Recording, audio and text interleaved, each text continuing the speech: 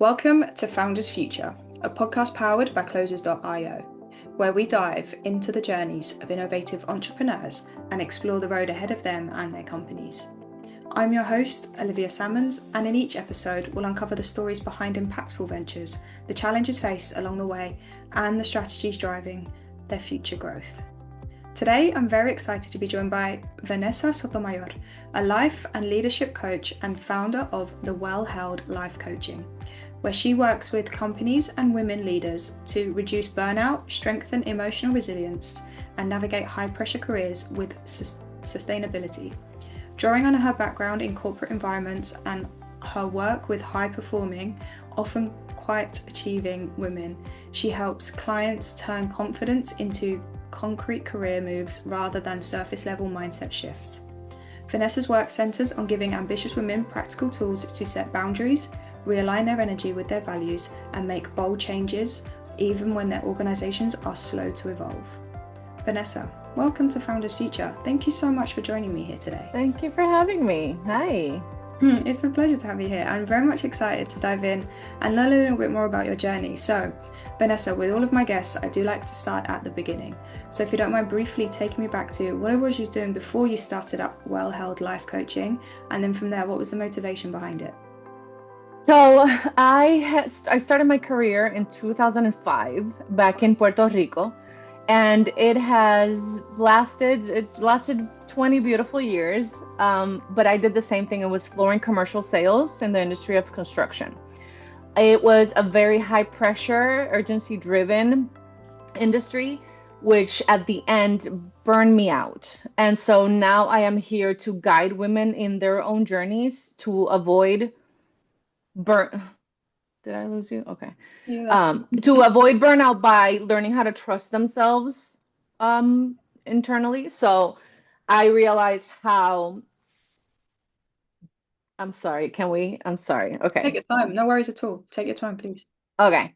I'm gonna start that over because I think I'm gonna need to plug my phone. Hold on.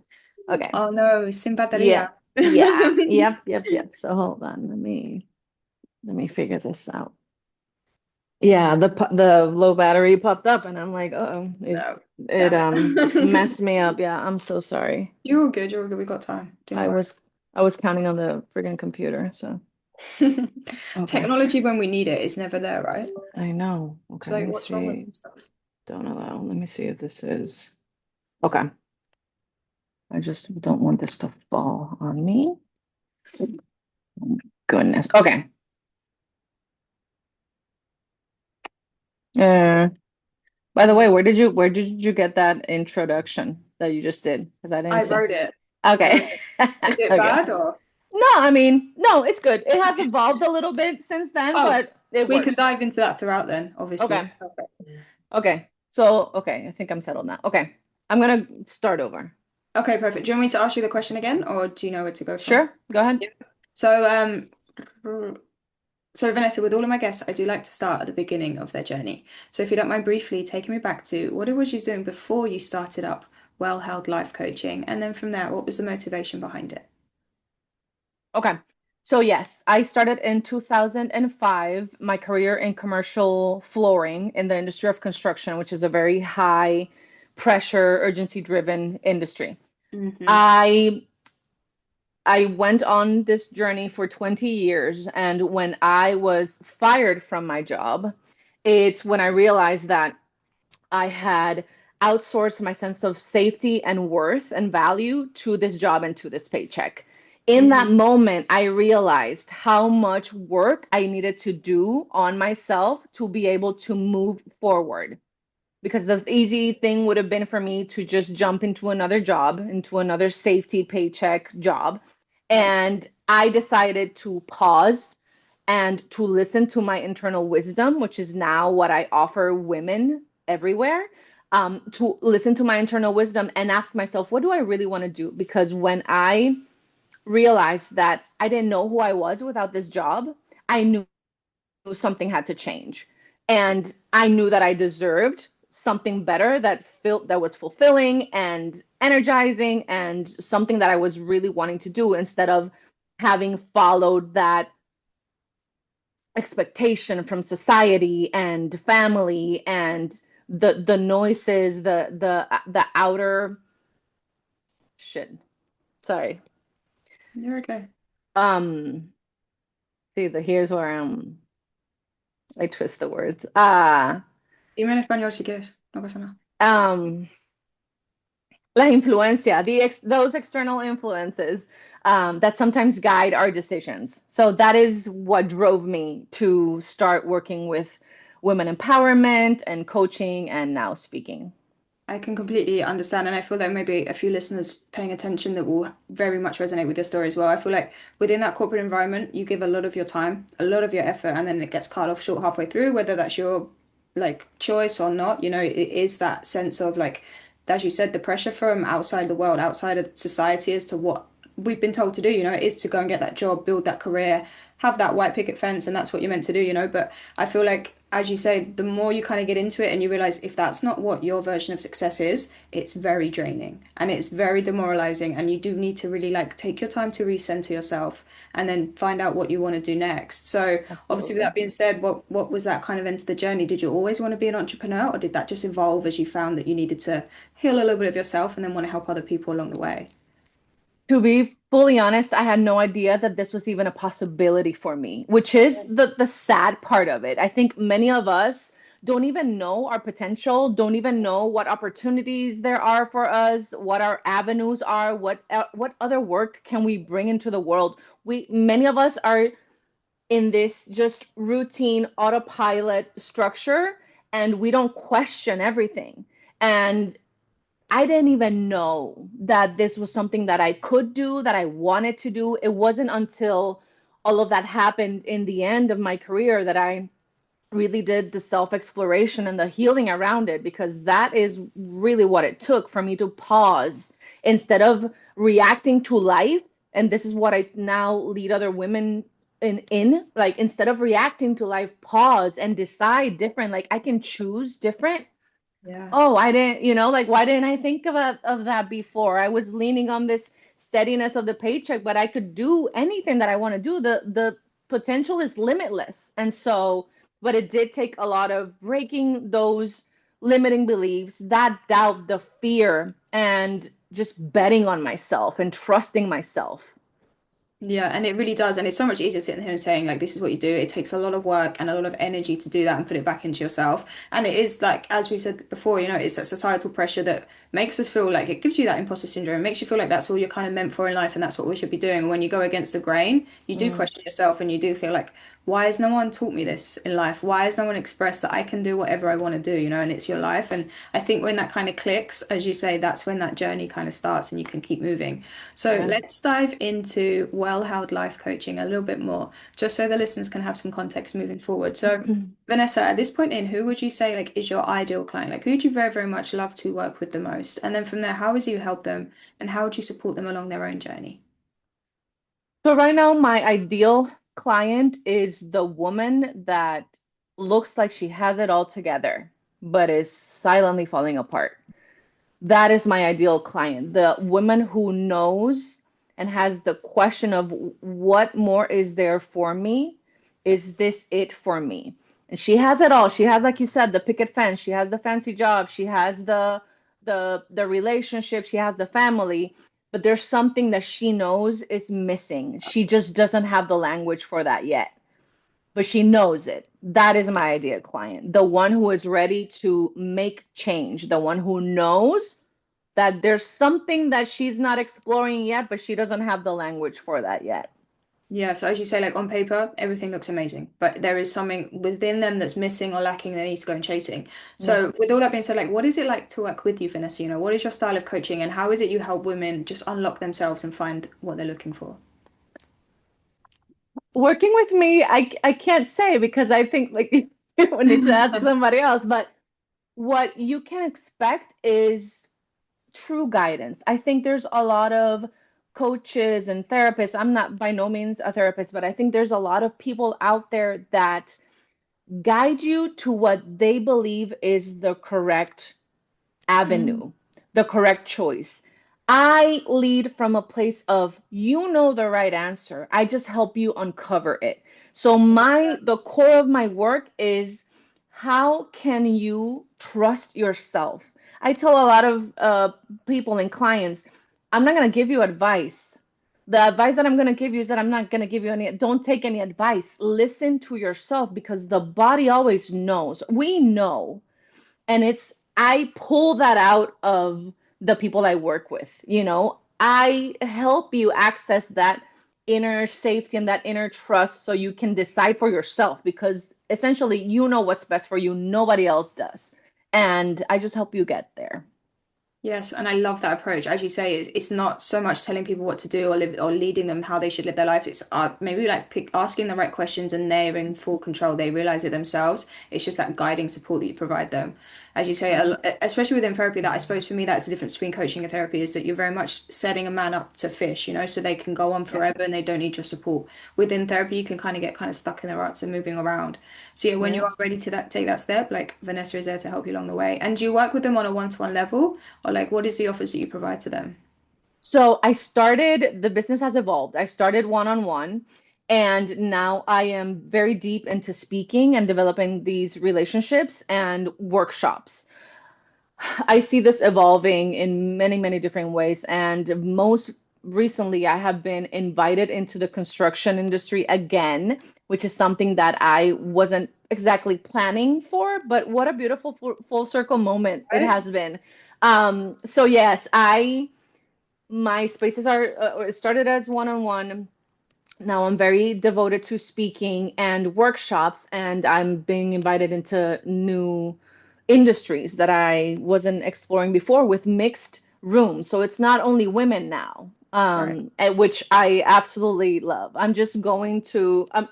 I'm following because I follow my own, inner compass. I am moving in the way that the industry wants me to move, like in the way that I feel guided Yeah, towards and where I feel that I am most needed. And the truth is that these opportunities are coming to me, perfect. because I know that there's a very real need. I think, and I may be jumping into more of your questions, but I think in these high pressure industries, a lot of the times we don't understand the connection with the body and decision making. And leadership is or should be regulated. We should lead from a regulated response instead of a reactive response. And so that is, I think, what is missing. I speak on the root cause of this. I don't tell you like productivity hacks and burnout prevention. Yes, that is discussed, but I go into the deeper into the why is this happening? What is the root of this? And Yeah. it's a lack of self-trust in the end. Yeah, and as you say, like burnout prevention is just a byproduct because if you are Yeah. regulating the nervous system, if you are taking your time, like and realigning yourself, as you say, following your flow, following your intuitions, like that gift that God gave you, lean into it. You know what's Yeah. best for yourself, and it is just a sense of like finding that confidence, getting rid of that imposter syndrome, and taking those next steps. But obviously, with you, it's nice that it has come full circle, and then naturally within the construction industry, men were going to suffer as much as women within the same situation, so you can Hmm. provide both sides of that and Yeah. obviously the experience that you had for such a long time working in that same environment. Now, one thing I'm very curious to find out is how you go about acquiring your customers. So naturally, you've transitioned from the one-to-one to more of the speaking and the workshop engagements. So I'm taking more within organizations. So how is it that you go and find these people to work with and your speaking and the workshops? Great question. So my business right now is very relationship driven.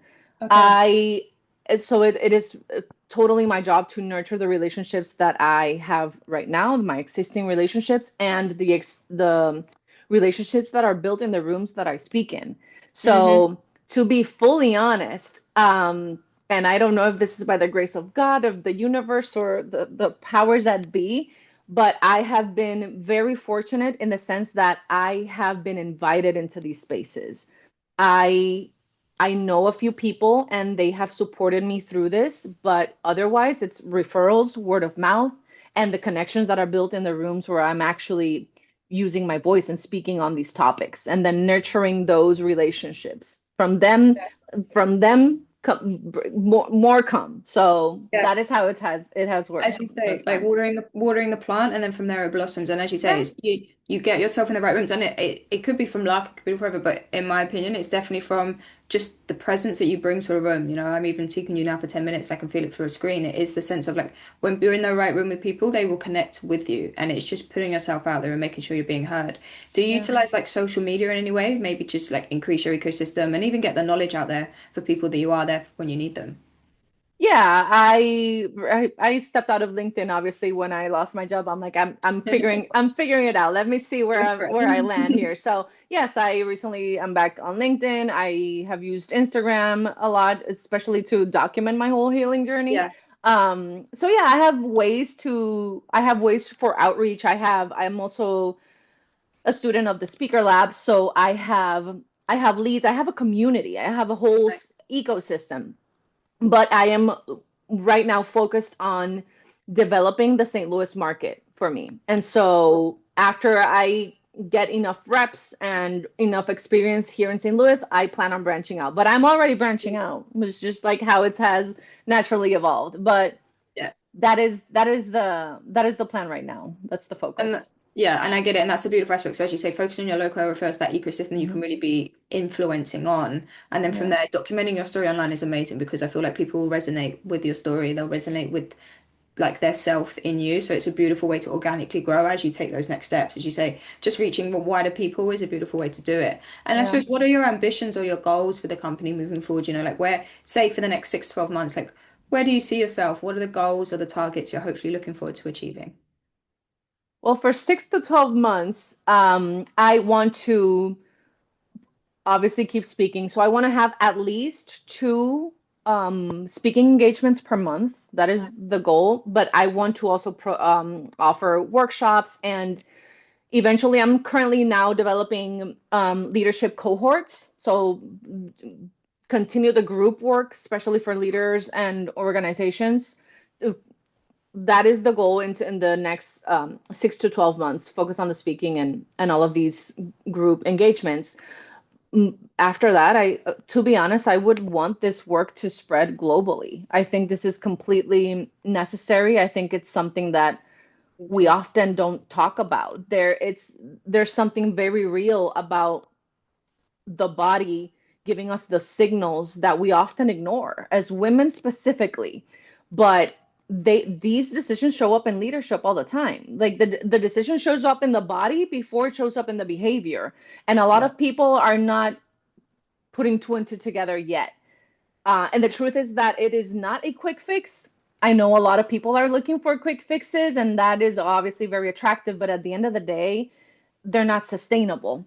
And so this is something that you can quickly change with a small step, but it has to be consistent. It takes time to really integrate in the body. But Yeah. Yeah. yeah, yeah, It is that, as you say, it's that compound effect, and yeah, it's not quick, and it's also not easy, and that fear often tends to put people off, because they have to regulate your nervous system to really be in control of yourself, like in aligned your mind, body, and spirit. You have to very much like look within, go through some painful moments, and really yeah, rediscover who you are again. And I think that fear puts people off. There's also very much needed all over the world. I agree with you. Corporate, no matter where you are, if it's in yeah, America, if it's in the UK, if it's in Europe, Australia, they all kind of have this very big hustle culture. And I think a lot of the world is being lied to a lot of their lives, which is why it's so hush hush and it's so taboo at the moment when it does come to nervous system regulation work, because it changes so much, especially within leadership. As you say, you need to be leading from a clear point and a clear example. And most people are often thrown into that role. They're very good at their hmm job and they get excelled, and then managing a team of people is very different to running your own job and just doing your day-to-day routine. So I yeah. could agree more. And where are you probably finding the biggest challenge for yourself, I suppose, in taking those next steps or even within the current businesses at the moment? Challenge with myself. Challenge within the business, like taking it to the next level or just even getting your name heard and stuff. Like, where are you finding the biggest struggle at the moment? Well, again, I'm not. How can I say this? May sound weird, but I'm not finding any trouble That is yet. good. That's beautiful. Yes, this is so. Here's the thing. I feel like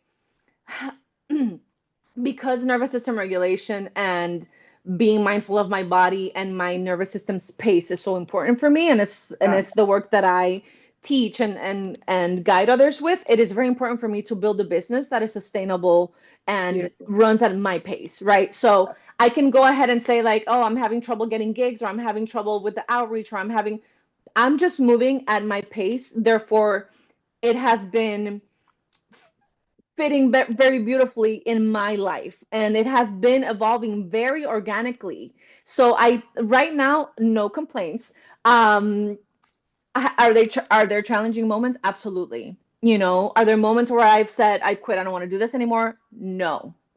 No, I don't. I'm not looking back. This is, I am I have such a north, like, laser focus right now that there's no going back. But yeah, I would say the biggest challenge right now is working in a way that is continuously sustainable for me without abandoning myself, and always listening to my inner wisdom before Yeah. listening to any outside noise. Yeah, and I suppose that's the beauty of that step that you took, is that you can now build this around your life and around your own flow and your own energy, and it is taking that time. And that's the beauty of being an owner. Yeah. You do what you want to do. It's such a great position to be in. And as you say, and taking your time and building things, there's nothing wrong with that because everyone does things in their own way. So as you say, if that's suiting you, and it's a beautiful place to be in. It's a really great Yeah. place to be as long as you don't quit along that way. Just keep going Yeah. for it. Yeah, And I've done it urgently for 20 years. yeah, So, exactly. I No, you know where have. that took me. Claro, exactly. I get it. And Yeah. there's one final question to you. If you could go back in time to a younger self and you could only leave yourself with one piece of advice moving forward, something you know now, but that you didn't know back then, what would you say to yourself? Ooh, this makes me emotional. I would just say believe in yourself. I think, and I was talking to a client not too long ago, a lot of the decisions that we make and where we are in life right now, especially as women, is due to the fact that many of us didn't have a cheerleader. Mm, Many of us didn't have a support system that would bet on you no matter what, that would let you try and fail, and support you when you fail. And therefore, many of us don't go for the things that we want to go for. We even forget to dream and have desires. We forget to check in on ourselves, and we forget to tend to our own needs. And yeah, that's what my inner child, my younger self, I would totally tell her, believe in yourself. Like, you've got this. You can do this. I think that is like just what we all need to hear. so true. It's so true. And it's such a beautiful way to end the podcast. And Vanessa, thank you so much for joining me today and for sharing your incredible journey and insight with us. Where can our listeners reach out best to work with you or connect with you if they would like to do so? So, through my website, I guess it would be the fastest way, vanessasotomayor.com. My email is hello@vanessasotomayor.com. And I don't know if you link my LinkedIn and my socials, they're going to be there. But yeah, my website was the direct route to me. Love it. And nice and easy, all under the same name. And Vanessa, thank you again for joining me. I really appreciate your time Thank today. you so much, Olivia. Yeah, it I was lovely. appreciate you. It was lovely speaking with you. And Likewise. to our listeners, if you enjoyed today's episode, please be sure to go and check out Vanessa Sotomayor. Drop her a message on LinkedIn, Instagram, as you'll be tagged below. And please check out the website. And do not forget to subscribe to Founders Future via wherever you listen to your favorite podcasts. And if you are a business owner, specifically a coach, consultant, or agency owner, and you're really looking to scale your business and you want to enhance your sales and marketing efforts, visit closers.io to hop on a call with one of our team and discover how we went from $0 to $30 million per year in less than 3 years. But until then, keep on climbing and we'll see you on the next one.